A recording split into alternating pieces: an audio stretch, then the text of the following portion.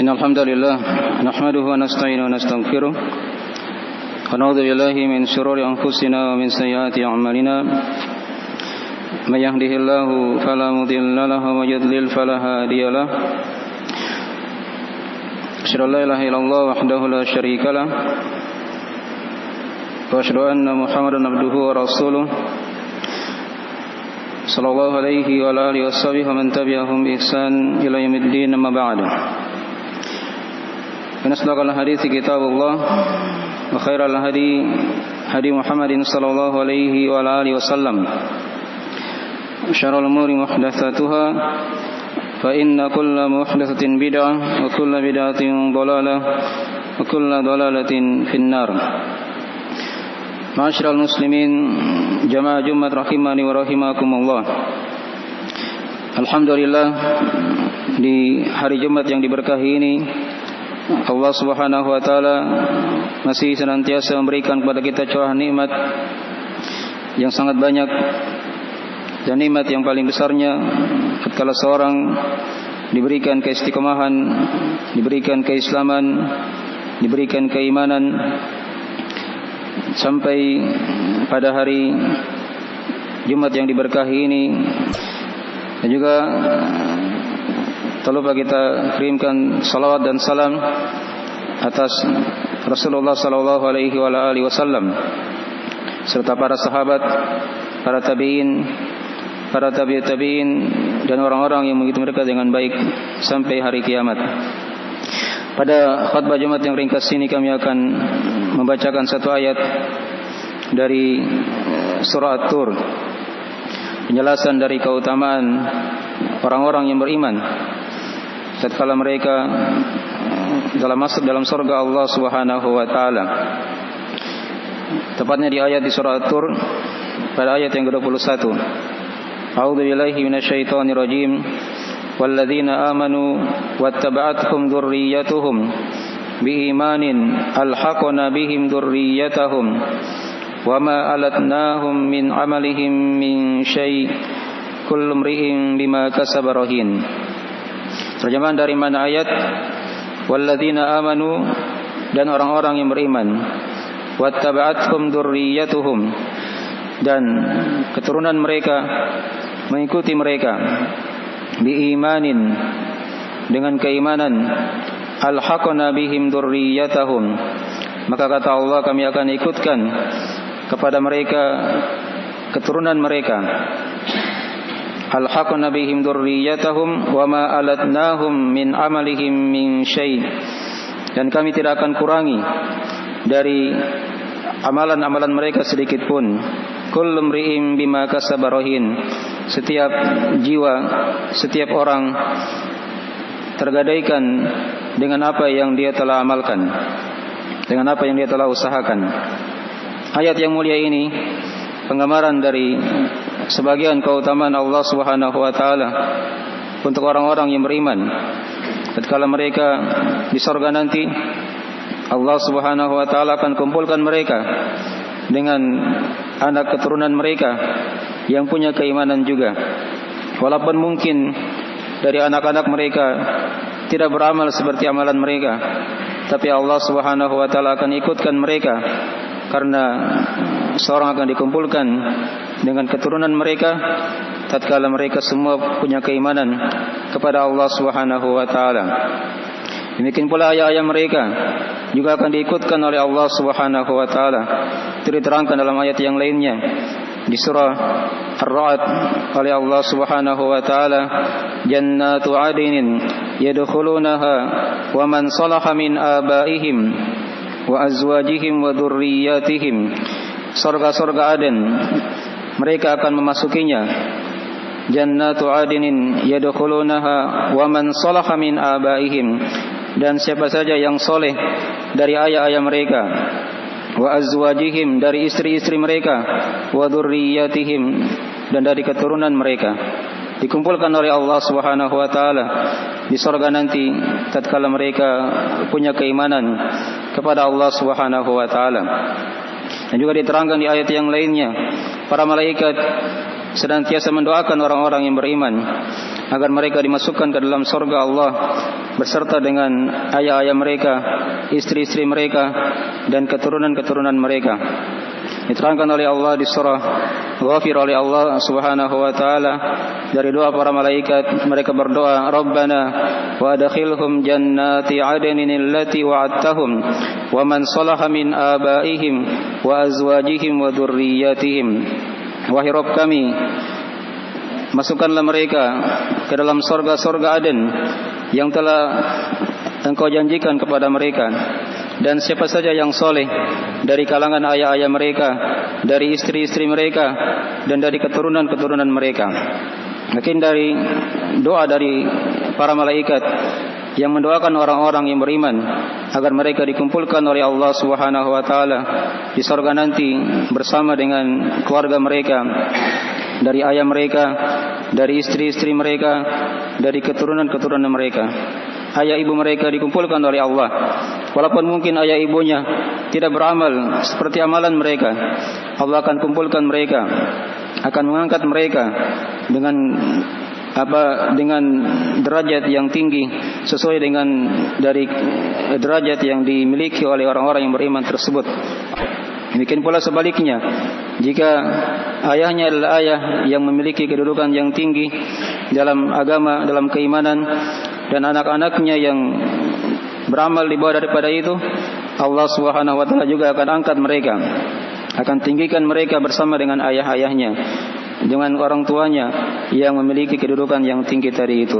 Demikian pula istri-istri mereka dan anak cucu mereka diikutkan oleh Allah Subhanahu wa taala sebagai penyejuk mata mereka nanti ketika telah masuk ke dalam surga Allah Subhanahu wa taala.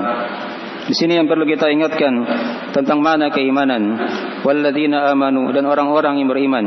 Wattaba'athum dzurriyyatuhum biimanin, dan keturunan mereka mengikuti mereka dalam keimanan. Apa itu iman? Iman secara bahasa dia bermakna pengakuan, pembenaran. Adapun secara istilah, iman dia bermakna adanya keyakinan dalam hati, adanya ucapan dengan lisan, dan adanya amalan dengan anggota tubuh. Bertambah dengan ketaatan kepada Allah dan berkurang dengan kemaksiatan kepada Allah Subhanahu wa taala. Maka ini 5 pokok dari pokok keimanan. Ada keyakinan hati, kemudian ada ucapan lisan, ada amalan anggota tubuh, bertambah dengan ketaatan dan berkurang dengan kemaksiatan. Nabi terangkan dalam hadis riwayat Al-Bukhari Muslim, kata Nabi sallallahu alaihi wasallam dalam hadis Abu Hurairah, beliau sallallahu alaihi wasallam bersabda, al-imanu bid'un wa sab'una syu'bah. Iman itu ada 73 sampai 79 cabang. Nabi terangkan yang paling tingginya adalah perkataan la ilaha illallah. Yang paling rendahnya adalah menyingkirkan gangguan dari jalan, dan rasa malu bagian dari keimanan. 3 perkara itu mewakili dari 3 pokok iman yang sudah diterangkan. Karena perkataan la ilaha illallah itu mewakili dari ucapan lisan. Ucapan lisan dari kalimat la ilaha illallah mewakili keimanan. Kemudian dia singkirkan gangguan dari jalan, itu mewakili dari amalan anggota tubuhnya. Dan rasa malu bagian dari iman, itu mewakili dari hatinya, dari hati seorang hamba. Maka ini dari 3 pokok keimanan. Dan juga seorang meyakini iman itu bisa bertambah dengan ketaatan dan bisa berkurang dengan kemaksiatan. Kalau dia dikatakan bertambah, maka dia bisa juga berkurang. Diterangkan dalam Al-Quranul Karim sejumlah ayat-ayat yang menjelaskan tentang bertambahnya iman.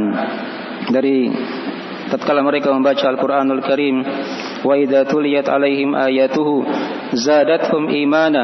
Tatkala mereka dibacakan ayat-ayat Allah Subhanahu wa taala, dibacakan ayat-ayatnya, maka bertambahlah keimanannya. Dan kalau dia dikatakan bertambah, maka iman juga bisa berkurang.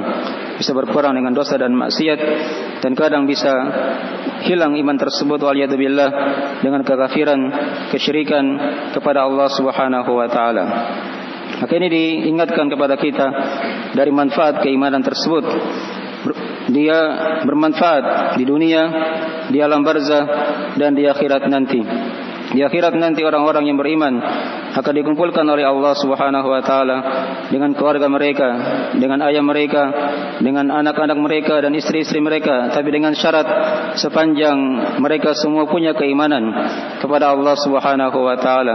Andai kata di antara mereka ada yang kafir kepada Allah, maka Allah akan pisahkan mereka. Dimaklumi orang kafir tempatnya bukan di surga, tapi tempatnya dalam neraka, waliyadzubillah. Demikian pula kalau di antara mereka ada orang-orang munafik, maka tempat mereka bukan dalam surga, tempat mereka dalam api neraka, waliyadzubillah. Karena kata Allah Subhanahu wa taala, innal munafiqina fid darkil asfali minan nar. Sungguh orang-orang munafik berada di kerak neraka yang paling bawah. Ya. Sama juga dengan orang-orang yang kafir kepada Allah.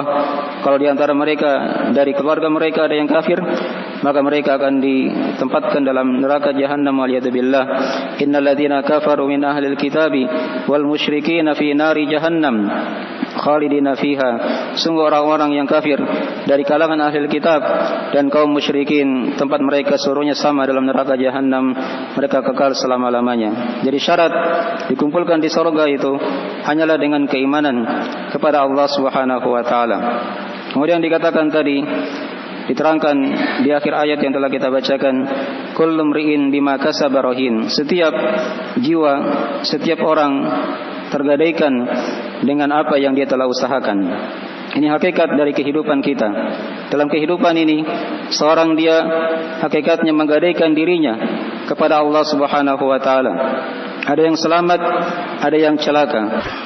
Kullu nasi yagdu faba'i'u nafsahu famu'tikuha aw mubikuha. Kata Nabi SAW, setiap manusia itu dia berusaha.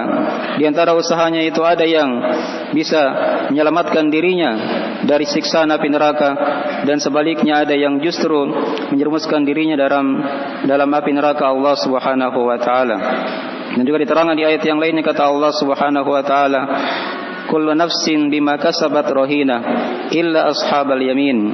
Setiap jiwa itu tergadaikan dengan apa yang dia telah usahakan, kecuali ashabal yamin, orang-orang yang berada di golongan yang kanan, yang menghuni surga Allah Subhanahu wa taala.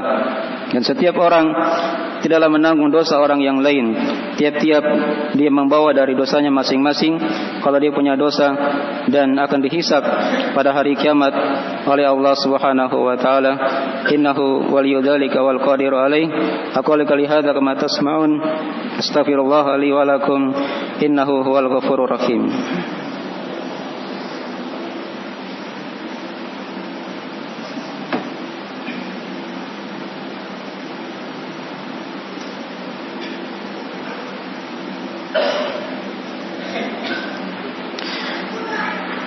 Innal hamdalillah nahmaduhu wa nasta'inuhu wa nastaghfiruhu wa natubu ilaih. Asyhadu an la ilaha illallah wahdahu la syarikalah wa asyhadu anna Muhammadan abduhu wa rasuluh sallallahu alaihi wa ala alihi washabihi wa man tabi'ahum bi ihsan ila yaumiddin, amma ba'd. Sebelum kita berdoa, di khutbah yang kedua ini kami akan simpulkan dari beberapa ayat, beberapa faidah dari ayat yang telah kita bacakan tadi. Di antara faedah adalah ayat yang telah kita bacakan terdapat padanya dari keutamaan keimanan kepada Allah Subhanahu wa taala. Dan juga padanya terdapat dari penetapan akan negeri akhirat, akan surga Allah Subhanahu wa taala.